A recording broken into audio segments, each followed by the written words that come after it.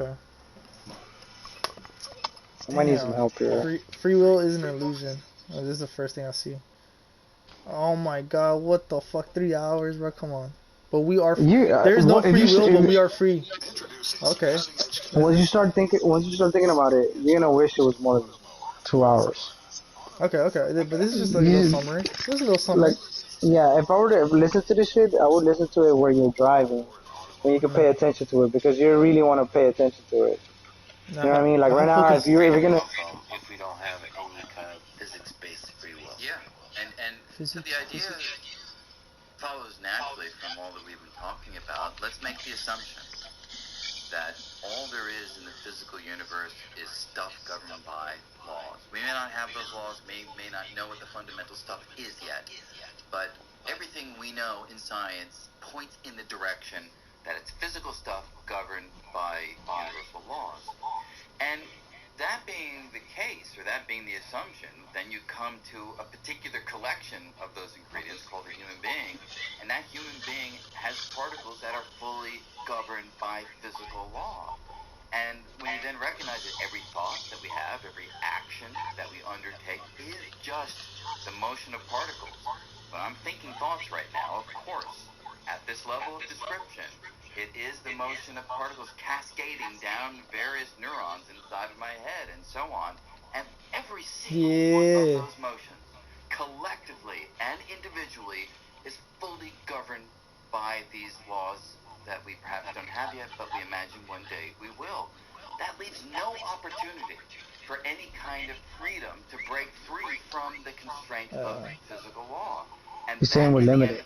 So the traditional intuitive notion of free will, that we're the ultimate authors of our actions, that we were the buck stops, that there is no antecedent that is the cause for our deciding to go left or right, choose vanilla or chocolate, live or die, that intuitive sensation does not have a basis in our understanding of the physical world. So that's the end of the free will of the traditional sort. But then your question is, what about this other kind of freedom I talk about? And the other kind of freedom, if you focus on it intently, I think is actually the true version of freedom that we feel. And that freedom is this. You look at inanimate objects in the world, rocks, bottles of water, whatever, they have a very limited behavioral repertoire. Why? Their internal organization is too coarse for them to do very much, right? You have to try to have a conversation with a glass of water.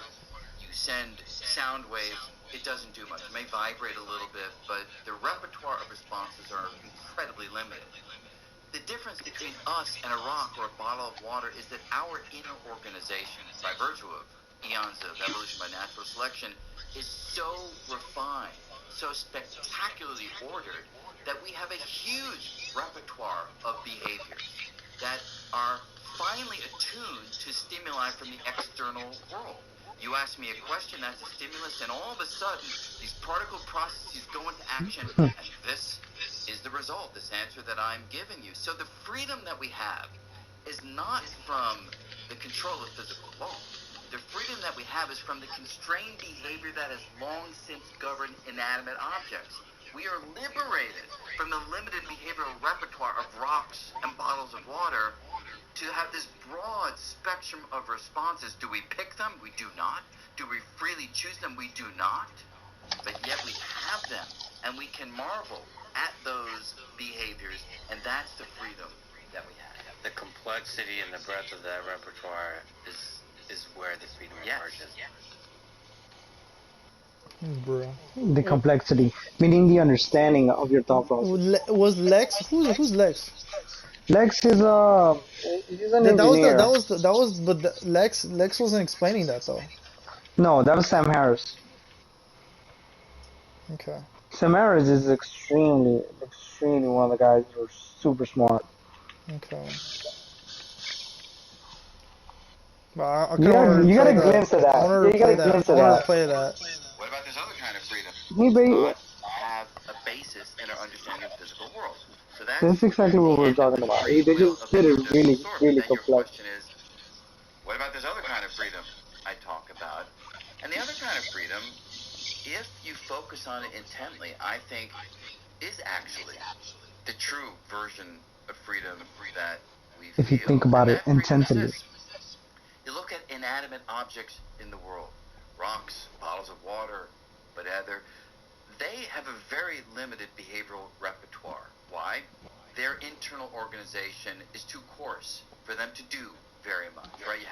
You try to have a conversation with a glass of water, you send sound waves, it doesn't do much. It may vibrate a little bit, but the repertoire of responses are incredibly limited.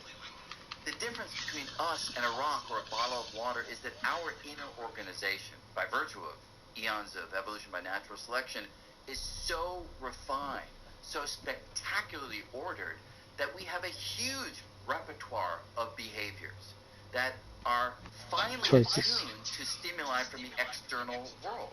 You ask me a question, that's a stimulus, and all of a sudden, these particle processes go into action, and this is the result. That's stupid though. That's like just saying that you're alive. No, he's saying the chemical reaction going on inside of you hold to on. every one of your responses. Okay, but that's just like saying you're alive though. That's just like. No, you're very man. You're limiting yourself a way of thinking, but if you're stopping it right there. You ask me a question, that's He's asking why we. Hold on. By virtue of eons of evolution by natural selection, is so refined, so spectacularly ordered, that we have a huge repertoire of behaviors that are finely attuned to stimuli from the external world. You ask me a question, that's a stimulus, and all of a sudden, these particle processes go into action, and this is the result, this answer that I'm giving you. So the freedom that we have is not from the control of physical law. The freedom that we have is from the constrained behavior that has long since governed inanimate objects. We are liberated from the limited behavioral repertoire of rocks and bottles of water to have this broad spectrum of responses. Do we pick them? We do not. Do we freely choose them? We do not. But yet we have them, and we can marvel at those behaviors, and that's the freedom. Oh, okay. All See, right. don't close your mind off to so, man. Okay, Don't do that. okay, that makes sense. Listen to the whole thing, bro. You're not gonna get an idea. Yeah, I just didn't get the last part. Okay. We can marvel at that. Okay. Alright. The dudes are extremely smart. They're not gonna say, like, for you to be like, that's stupid, bro. These guys are extremely smart, bro. No, so that's what was confusing that, like, at the last part, bro. I was like, wait. Like, and that's the thing, man. but the fact that we can marvel that, imagine, a lot of people do this, bro. They listen to Joe Rogan's conversation, they do just what you just did. But that's why I wanted to read it all. That's why I wanted to do it all. They get a glimpse, and they're like, that's stupid. I just saw that. He said, bro, listen to the whole thing, bro. Yeah. But because that's why I was confused. Like, wait, because the thing is, he was just saying like that. Yeah, it was very complex. Yeah. It's very complex to what we're doing, and he's saying that the complexity of what we are. Is the fact that we are like an actual living thing, like in that the fact that we can actually like. Yes, but more than that, he's saying we're a complex being, bro. And we have all these complexity and chemicals going inside of us. We limit ourselves by not thinking that we have that repertoire to use, meaning that we don't give ourselves the time to think things. And saying that in that way we don't. And in that way the free will becomes an illusion, because the complexity of our minds sometimes doesn't let us have a choice. You know what I mean? It's the complex mind. It's very complex. Yeah. But he said it right there, in the moment you start intently thinking about these things, it's the only time that you will experience the true meaning of what free will really is. It's trippy. He goes way deeper and he starts saying like a lot of other things, bro. They start talking about aliens and all this other shit too. No, fucking aliens. Yeah. No, that's I'm not into that theory shit, like the theories and stuff. It's not a theory. The brain, as if it's something separate from the human that carries it a little bit. Like whenever you talk about the brain, it's easy to forget that's us. Like how much is the whole thing like predetermined? Like how much is it already encoded in there? And how much is it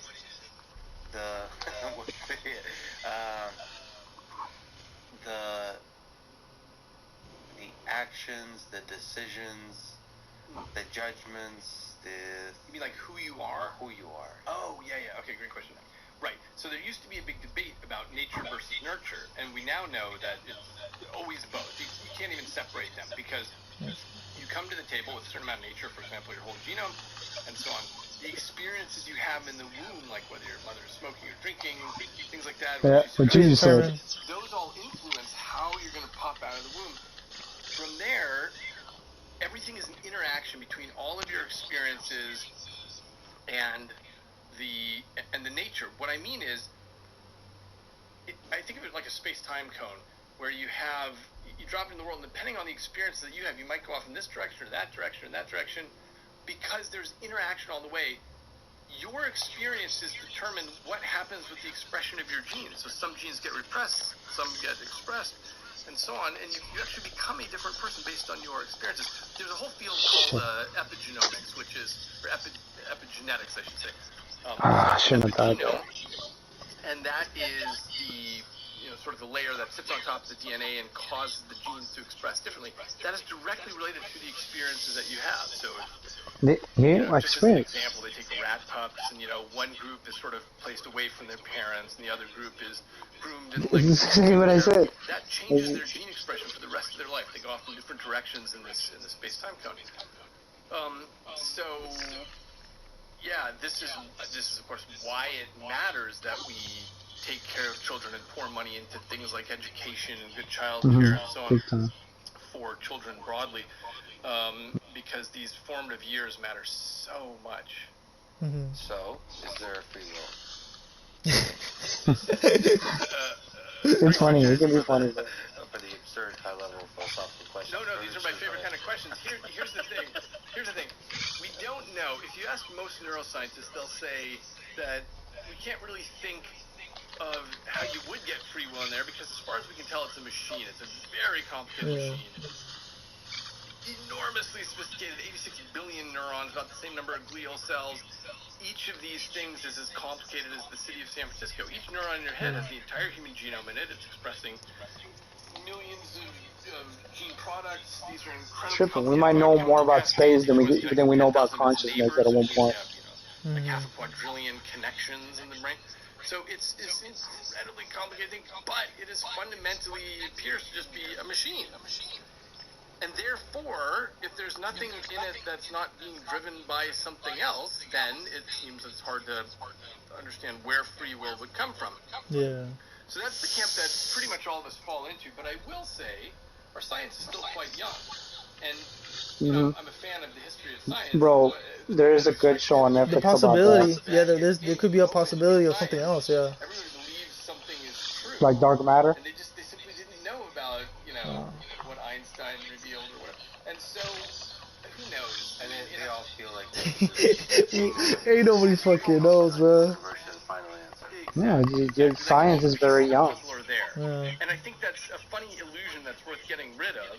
And in fact, this is what drives good science, is recognizing that we don't have most of the puzzle pieces. So as far as the free will question goes, I don't know. At the moment, it seems, wow, it would be really impossible to figure out how something else could fit in there. But, 100 years from now, our textbooks might be very different than they are now. I mean, could I ask you to speculate, where do you think free will could be squeezed into there? Like, what's that even... Is it possible that our brain just creates kinds of illusions that are useful for us, or like where could it possibly be squeezed in? Well, let me give a speculation and answer to your very nice question, but don't, and the listeners to this podcast don't quote me on this. Yeah, exactly. I'm not saying this is what I believe to be true, but let me just give an example. Doesn't that Sam Harris, huh? Incognito. Sam Harris? The whole book of Incognito is... This is Lex Friedman. No, but that's somebody. The Lex Friedman is David Eagleman. My bad. Yeah, that's somebody else. Yeah, but that's kind of what I was saying, though. That's kind of what I was saying, though.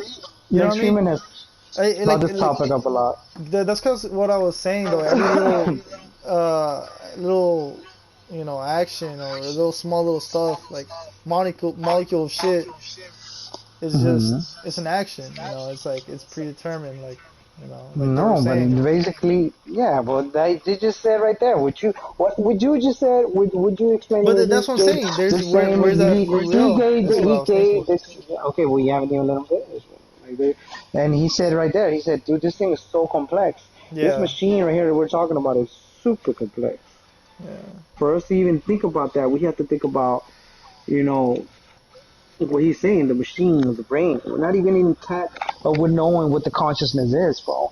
That's what I was telling you. Like, we might know more about space than we know about the consciousness at one point. Wait, Lex Friedman and who's the other guy? Sam Harris. Sam Harris. I Why are like you these looking at this? conversations though. They're extremely good, bro.